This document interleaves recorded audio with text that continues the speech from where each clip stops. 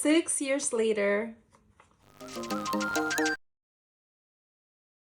you will only get better by doing it yourself. I remember my first draw, and they would always ask me, do you feel it? Do you feel it? They would ask me if I would feel the vein, and I would be honest and I would say no, because I didn't. But that's a rookie mistake, because I don't think I tried to even try to find it. I just couldn't tell the difference, actually. It was very hard. I just couldn't.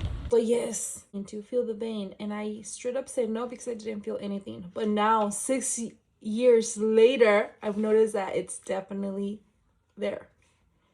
And it's just, you're never gonna know the difference until you experience it. So that's number one. So number one is, the more you do it, the better you will become, which it's like common sense, but it's very true.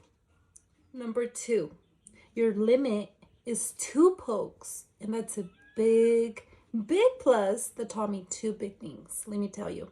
Number one, it taught me that I am the best phlebotomist, and I am not going to pass an easy draw to another phlebotomist. That's a slap on the face, especially being an OG, with all due respect. But the longer you become a phlebotomist, the more knowledgeable, and I'm not gonna pass a blood draw to another phlebotomist. That's like my number one rule, and that's my rule. That's me, okay? This is me as a phlebotomist. This is what I learned over 6 years as a phlebotomist. When you're new, sometimes you do have to pass it on, but that's how you become better. The more you do it, the better you will become. But over time, I made that my goal, to not miss. And number two, it taught me that if I will pass it, it's because it's a very difficult draw. So good luck to the next person. And let me tell you, I say this with confidence because I've been a phlebotomist for 6 years, but I've been working with coworkers that have been a phlebotomist for over 20 years, and they come to me because you only have 2 pokes. They poke twice, they pass it on to another phlebotomist, which happens to be me at that time. And guess what?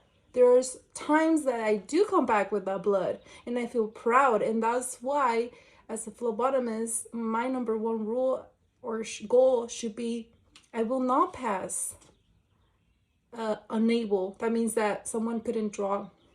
Why? Because I have had draws that, okay, they couldn't get it, and I go, and for me, they're so easy, and I'm just thinking in my head, like, seriously, you couldn't get this? And then eventually you get hired at very, very high census hospitals where phlebotomists are the top. They're really good. So, you know, if it's a misdraw, you know it's going to be a super hard draw. With that being said, we're going to move on to number 3. After 6 years, I learned to never feel bad when I miss my 2 pokes, okay? Before, as a new phlebotomist, of course, I will feel bad. And if you're a new phlebotomist, welcome to the phlebotomy world. You will feel bad. You're going to go through that bridge. But eventually, maybe 2 years later, or in my case, 6 years later, I no longer going to feel bad, okay? And I'm not going to allow the patient to make me feel bad that I'm unskilled, because they will. That's a big con of being a phlebotomist, is that even patients don't have any hope in you. But guess what? I just shut my mouth. I don't tell them that I'm good, and I just get the job done. If they refuse, that's okay with me, because I'm not gonna force a blood draw. Absolutely not, okay? If they don't want you to draw them, don't even bother, okay? Accept it respectfully and say okay, and then walk away. Number 4, I learned to not take anything personally, because in the phlebotomy career, in my career as a phlebotomist, you will come across very rude people or mean people. But I learned that it's not my problem, meaning that it's not me, okay? It's them, okay? So that's why I love phlebotomy, because you're in and out. Just get the blood draw in and out as fast and as safely as possible. But of course, they have the right to refuse. So if they don't want to be drawn, don't even do it, okay? There will be scenarios that you might have to draw, but that will be it just depends. And number 5, something I learned that as a phlebotomist 6 years later, is that definitely hard veins, okay, let me explain. Hard veins are the veins that are deep, and all you have to do is concentrate. And I just try to concentrate on the feel. And this is where you're gonna feel, and let me explain a hard deep vein, if you're still watching. Okay, let's pretend this is a deep vein, that it's invisible and it's deep, you cannot see it. So this is what I want you to practice, because phlebotomy, it's all about feel. Let's pretend that the pencil is the vein. Okay, start over here. You feel over here, you could tell the difference, and then eventually touch the vein. You will tell the big difference. It's a very bouncy, soft, bouncy feeling. And then move over here. I want you guys to do that, because that's the only way, and that's the way that I know it's a vein. I concentrate, I feel the whole arm until I come across that very soft, bouncy feeling. Okay, and then I go back and I could tell that's the spot. So I spot it. Okay, let's pretend it's okay. So that's right there.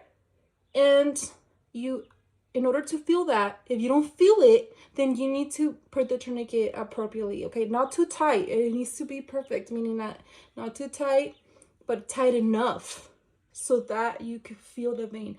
Practice with your own veins. Go like this. Okay, I have a very big one over here. I don't know if you guys can see. It's hard to see in camera. I think this one's a little better, but it's right there, blue, right? Go like this right here, no vein. You feel it, it's very bouncy. It should be very bouncy. It's a different feeling, I promise you. And then go over here, okay? And then just memorize that feeling. And when you're having a hard draw, all you have to do is put the tourniquet appropriately, tight enough, but not super crazy, you know? Put it on right, concentrate, and then just feel. Just feel, please. And those are the hard draws. Okay, let's say you already feel it. You're like, okay, it's there. All you have to do is your angle. Okay, I dropped the pencil. So let's pretend you feel it and you're like, okay, I feel it and it is deep. All you have to do is the angle a little bit higher, not too crazy high, you know, just a little higher, and then just go for it. Okay, anchor, that's when you, hope it makes sense, because in class for sure you have to anchor. Okay, I promise me to anchor, because that's what's gonna keep the vein in place. Okay, I love phlebotomy. So you anchor and you go for it. Yes, you have to be very brave. Okay, anyways, as you can see, I love phlebotomy, and let me know any video suggestions, and see you tomorrow. And if you're still here, I'm gonna tell you the title of the next video. So it's gonna be 10 phlebotomy interviews later. What did I learn? And I'm gonna share what I learned, and I hope it helps. And just by reading comments, I came to realize that I had the total of 10 phlebotomy interviews.